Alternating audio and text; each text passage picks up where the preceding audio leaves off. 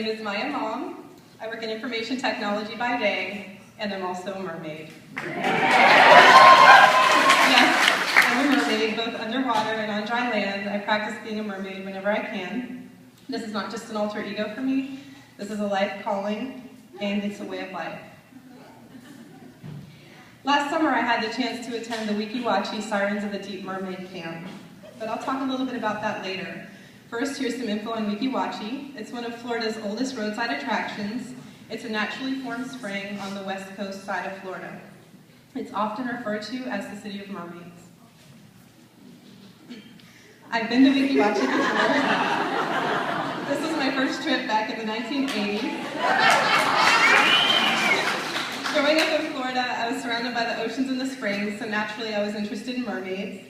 And when I saw the mermaids performing there, I was deeply moved, and I wanted to get closer to them. Mermaids have been performing at Weeki-Wachi for over 60 years.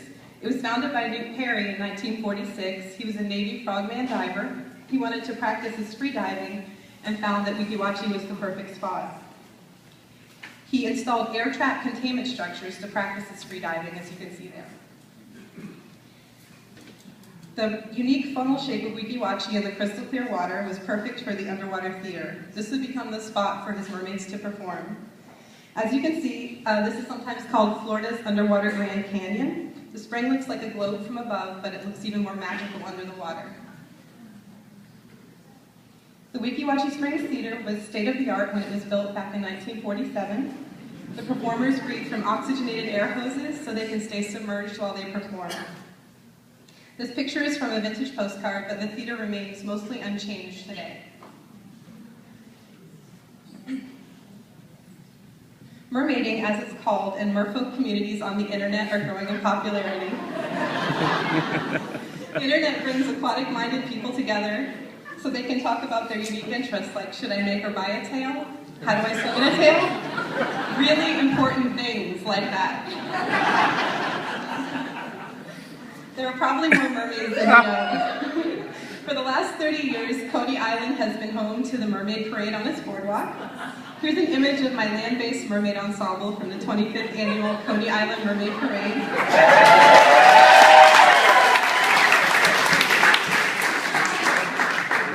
Some of the outfits are a little R-rated.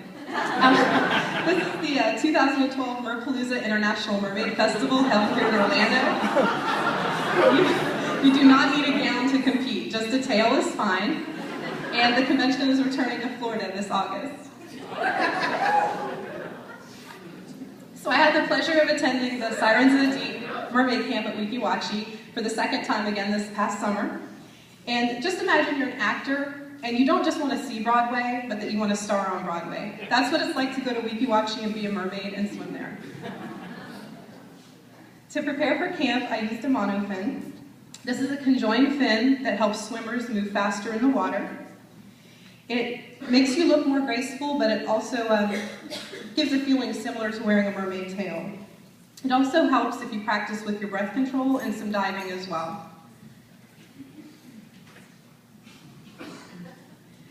Mermaid camp begins with a tail fitting.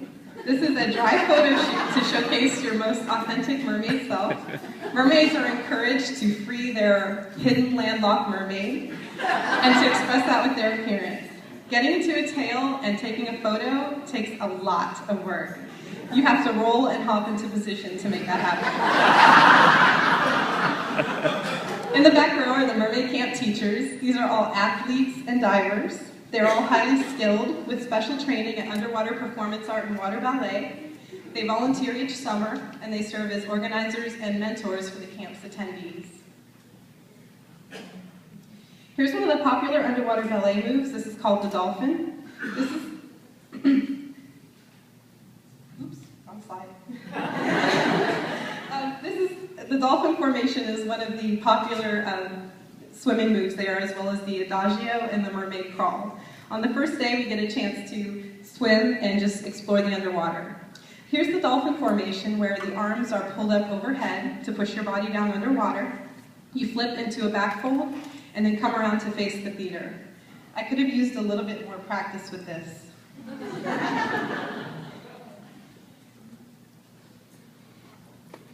Underwater ballet routines are difficult to master. The force of the spring continually pushes the water upward, which makes holding a pose challenging. Also, if you add holding your breath to that, it becomes more difficult. It is nice to practice in a serene underwater environment. The time in there feels spiritual, meditative, and even life-changing.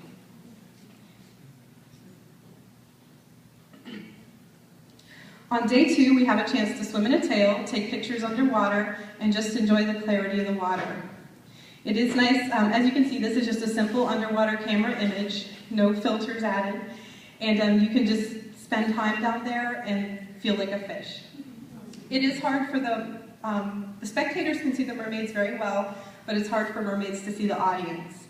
It is enjoyable to just be in the water and not worry about life up above at this point. You have the ability to see things you don't normally see and just explore the natural environment. Here's an example of pulling yourself down on an anchor in a free dive. The performing mermaids who are hired at the park make this look effortless, but this requires a lot of positioning and also remembering to smile at the audience. as well as wearing a really nicely fitted top because wardrobe malfunctions are prone to happen. So once I learned to keep my top on, and also a lot of important underwater lessons, I had a chance to enjoy the tranquility of the park. It gives me a chance to escape from life above. It's a chance to feel free and express yourself underwater, and Florida is the perfect place to be a mermaid.